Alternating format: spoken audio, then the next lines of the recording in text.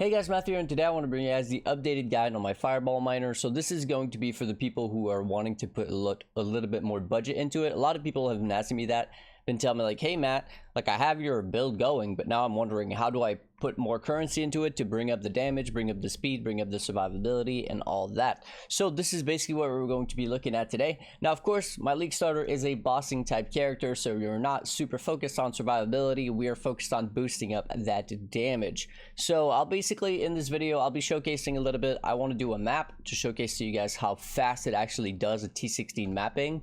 It's a surprisingly really good mapper. Now, of course, it won't compete with something like a build that can utilize a headhunter or something like that, like I don't know, like a cast on crit build in the past, or even elemental hit build or something like that. But it does fairly well, especially considering it's a bossing type character.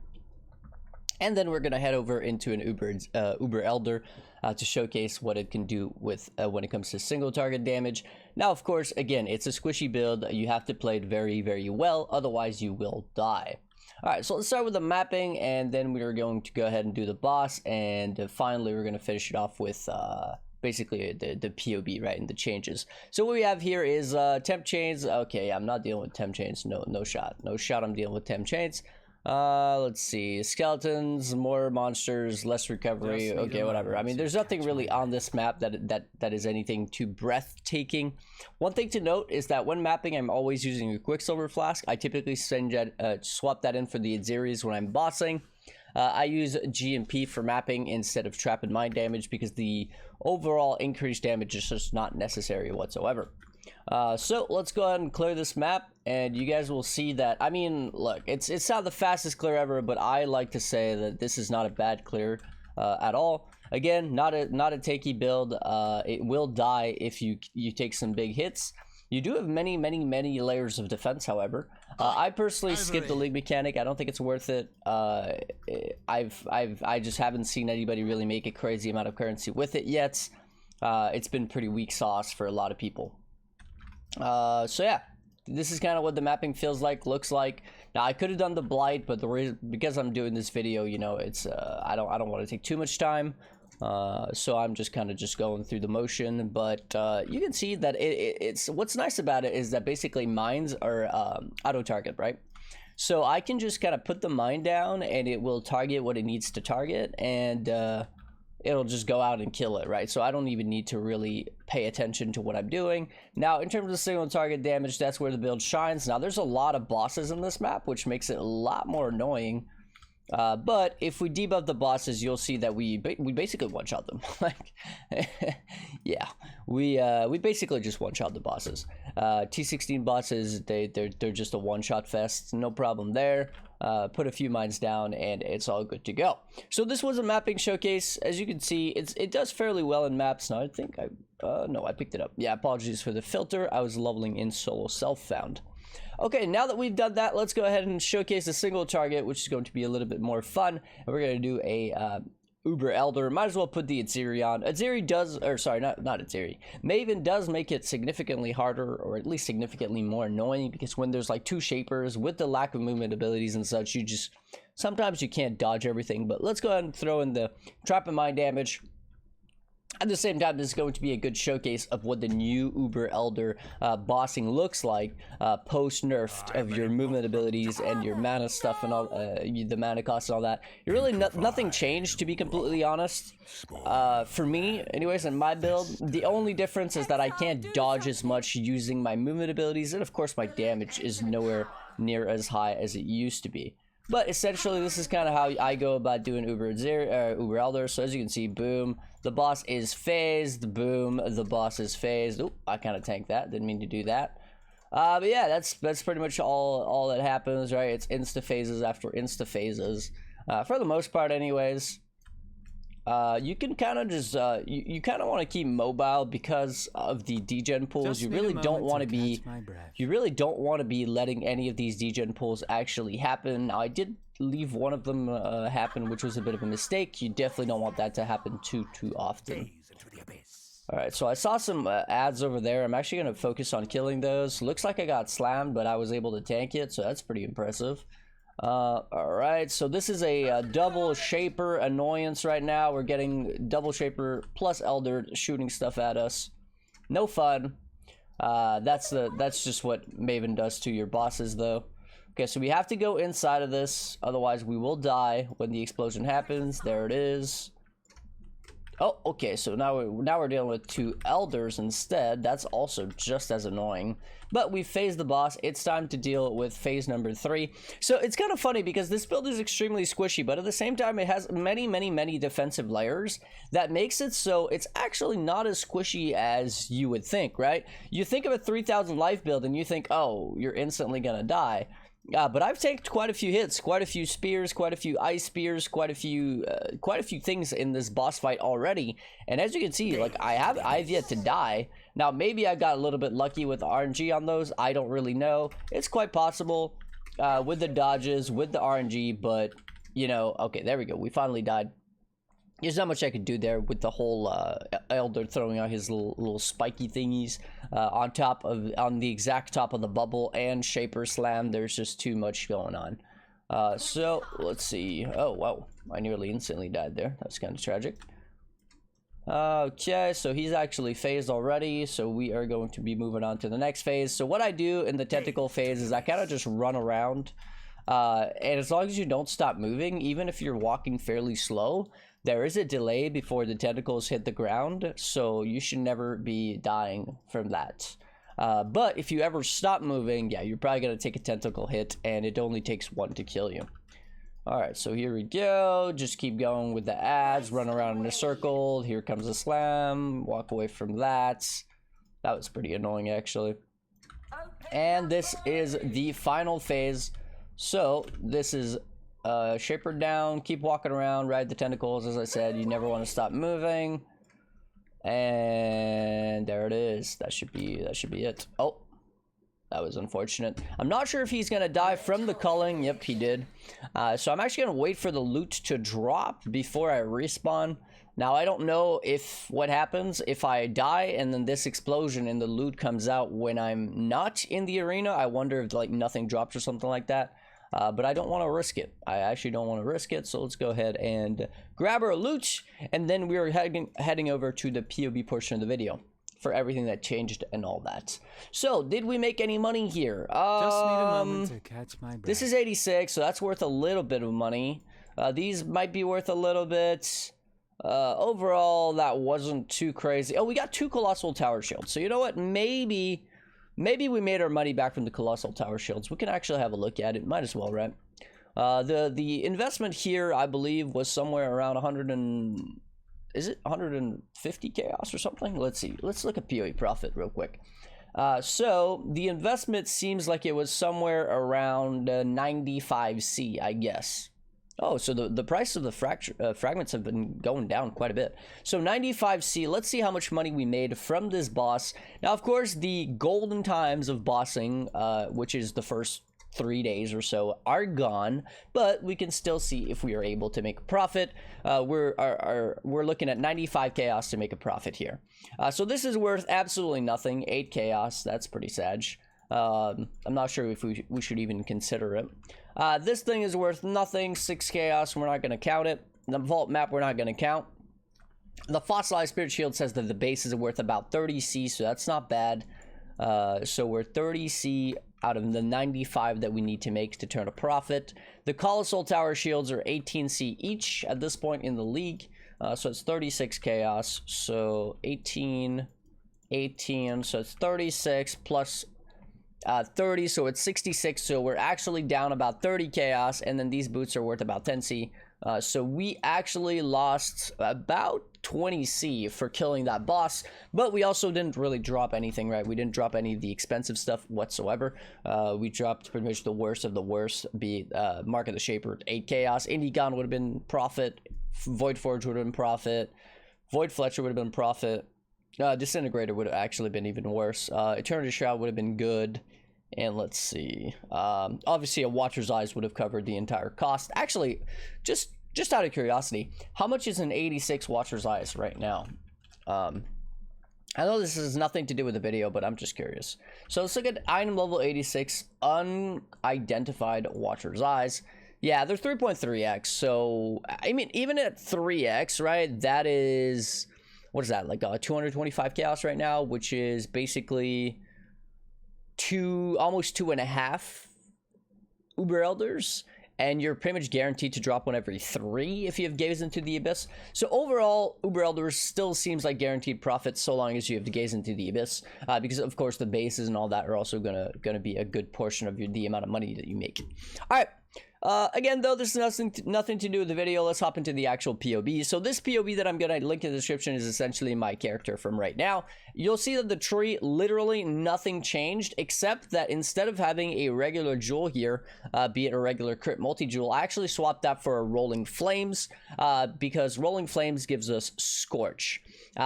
And 36% chance to inflict Scorch, and even on bosses we're inflicting Scorch of nearly 30, 25 to 30, and what Scorch does is remove it basically lowers down the resistances of a monster. So this Scorch here, it takes her damage from 1.367 to 1.63, right? So it's nearly 300k, which at that point is like almost 20% more damage or something like that from the Scorched. So it is a very, very strong contender compared to a regular Jewel, which is only like 5% more damage, right? So it's really, really good. And we actually don't care about the fact that Fireball cannot ignite, because we have many other things that are actually going to give us burning to make sure that Explosive Expert is giving us the 40% critical strike multiplier against burning enemies. For example, that could be Flame Wall, right? Flame Wall is going to give us that burning. Wave of Conviction can also give us that burning and whatnot. Oh, also Skitterbots with Infernal Legion even, but we don't use that because, again, Flame Wall is good enough for that. So that's the only thing that changed on the tree. Everything stayed the exact same. If we look at the skills, there's no change here. One thing that I want to mention, though, is the reason why my Wave of Conviction is level 1 is because it will consume less mana, right? At level 1, or in my case, it's level 5 because of my wands and amulet and all that. It consumes 13 mana versus if I had a level 20, it would be 25, right? So by keeping it at the lowest level possible, because it's not there for damage, it's just there for the exposure, it is helping with the mana sustain issues, right, with the nerfs. Flame Wall, Arcanist Brand, Sniper's Mark, nothing changed. Arcane Surge, Flame Dash, nothing changed. Really important that you get your 20% quality on Flame Dash for the increased cooldown recovery rate, right? Because Second Wind doesn't really do that for you anymore, so that 10% cooldown recovery rate is a big deal. Highly recommend getting that. Steel Skin, increased duration. Again, important that you get this quality on the Steel Skin for the cooldown recovery rate and the duration on the increased duration. This is a good part of what makes you tankier. Let's see. Summon Skitterbots, Clarity, and Lighten. So Clarity for me is at level 4 because I have +1 int gems. I'll talk about that when we get to the items. So this is basically perfect. It gives me level 5 Clarity. You could also go down to level 3 for level 4 if you're having issues with mana. You need a level 3 Enlighten to be able to do this and comfortably have 19 Minds Out. Otherwise, you might have issues with mana. So yeah, but level 3 Enlighten is not that expensive. So this is your low life toggle, Zealotry, Arrogance, level 20, and then you need an Enlighten. You can actually have an Enlighten at level 2, and it's still going to be good enough for that. You can see here at level 2, it's good. At level 1, it's not. So you could even use the level 2 Enlighten for the Zealotry, Arrogance. Now, this is a toggle. What that means is that you don't actually use this unless you really want the damage. The only thing in the entire game with my current setup that makes me want to use this is the Feared, right? Any other boss is too easy. They don't have enough HP. They die too quickly. But for the Feared, I actually turn this on, and then boom, the damage is through the roof, and we can easily do the Feared. Or easily if you know the mechanics anyways, and you're good at dodging, because of course you will die in one hit to anything. But yeah, with this toggle, we have enough damage to do the Feared. As you can see here, the low life toggle brings us to 2.6 million damage per fireball, and we have 5.58, so 5.6 fireball per second. So our damage is absolutely through the roof when we pop this this setup here with the Pain Attunement. So yeah, otherwise, Val Grace for mapping. I really like Val Grace. It keeps me alive so much. It's so good. I personally have it on my my middle mouse button, so as I'm mapping, I'm just tapping this as soon as it's up every time, off cooldown, and As I've said previously, it prevents a lot of deaths. Bear Trap for the single target, it's my third debuff. And then my Fireball setup, Swift Assembly, increased crit, Inspiration, High Impact, and Trap and Mind damage. So we are at 91% crit chance without the usage of a Diamond Flask, which is really nice. Because of the increased crit strikes and the amount of crit that we get, and of course power charges. Okay, now let's look at the items finally. So nothing changed in terms of the wands that we're using. +1 fire, and it could also be +1 all spells, and then some spell damage and some crit chance to spells. Nothing else. If you wanted some really good ones, they could have crit multi, fire damage, suffixes, but otherwise it's really just crit chance to spells and spell damage with the +1, or if you're extremely rich, +2 would be even better. All right, the Huber Circlet that I'm using could be any helmet. We just used the Huber Circlet because that's what was available. 40% fire damage, fireball damage enchant, and nearby enemies have -9 fire resistance. We can't get flat fire on this build, right? So because of that, that's really the only thing that we can use is the nearby enemies, and it's not that close. You have to be like probably within about half a screen for this nearby enemies thing to work. And most of the time, as you saw in the bossing, I'm actually very, very close to the bosses. Because I want to basically shotgun as much as possible. So by staying close to the bosses and by putting my debuff close to the bosses, I'm making sure that all my fireballs are actively going through my flame wall, which gives them gives a lot of additional damage. Tabula Rasa with +2 proj, it could also be +2 AoE. It's really hard to change that. A lot of people have been asking me, Matt, you know, what do I do in terms of my chest piece? I don't want to use Tabula. The thing is, Tabula is extremely good. And we already have a lot of crit, so we don't really care about base crit. The one thing that you can get is +1 active skill gems, but +1 active skill gems is way worse than +2 socketed projectile gems. So yeah, the thing about Tabula is that it's hard to beat. If you really want an insane chest piece, just get a +4 Tabula, right? You could get a +2 Tabula with AoE and proj, right? So at that point it would be another like 20% damage on the build, so that would be pretty huge. The gloves are Culling Strike and Unnerve. So the thing about this build is that Culling Strike does not apply to mines, right? So even if I have Culling Strike on my gloves, that will not work with my mines, but it does work with Orb Storms, it does work with my brand and the things that it procs, things like Wave of Conviction, things like anything that hits really is going to proc the Culling, and of course Bear Trap can also proc it. So that's why I'm going with Culling gloves. It feels much better than the Anoint in my opinion. And then Unnerved, Unnerved is kind of the same situation. We are unnerving with everything else. I don't think Unnerved is getting procced by the mines itself. And if you don't know what Unnerved is basically 10% more spell damage. So 10% more damage, it's pretty huge. All right, next, the boots are just move speed boots, life. If you need any resistance, this is a good place to get it. The amulet is +1 to all fire and +1 to all intelligence. This is basically giving you +2 on your fireball, and it's also giving +1 to some of your other intelligence gems, which for us is actually not that important because most of them don't really give us any damage.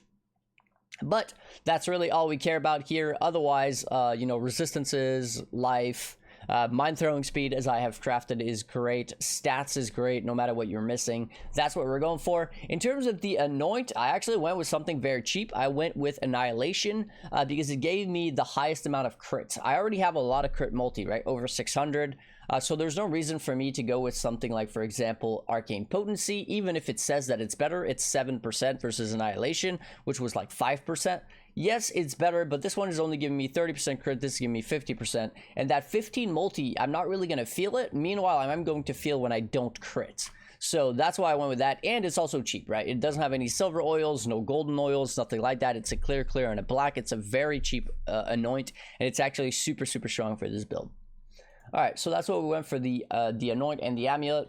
Malachi's Artifice, Dream Fragments, always a go-to for me, for my League starters. They're just amazing. And now, especially with the nerf to elements and all that, this ring here feels so good to play. You never get frozen, you never get chilled. I've seen a lot of streamers, I've been watching some streams, and streamers are absolutely struggling with this whole new freezing stuff because they're clicking their flasks too early. This prevents the need to even think about it, and it allows you to go with something like I've been doing and going with an Ignite flask instead. And what I do is I'll swap this flask. I use a Quartz flask for defense purposes and for phasing, which is really nice, especially for maps that have things like Delirium or Legions and stuff like that.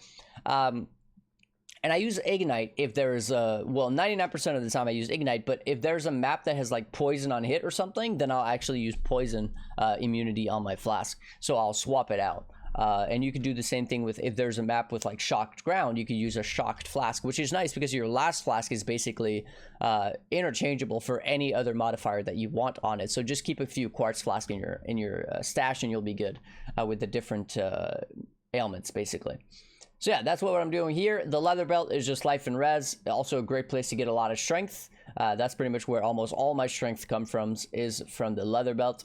And of course from the amulet. I got a 39 strength roll on the amulet, which was pretty lucky. If it wasn't for that, we would have needed strength on the boots, but instead I was able to go with avoid ailments, which really does nothing. Quite frankly, 17% doesn't really do anything.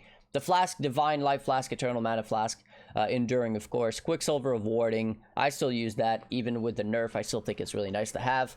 Wise Oak for the damage and for the defense, because my build personally, I was able to actually make my res all the same, right? 76 all, which means that my Wise Oak, when I pop it, it's actually bringing me to 111, which makes me basically good for maps that have elemental what's it called? Elemental, I can't remember the name of the curse actually, but because they're 76 all, right, because they're all good, it actually gives me the pen for all 3 elements, which doesn't care because I'm only hitting for fire, but it does give me the reduced damage taken for each element for all of them as well, right?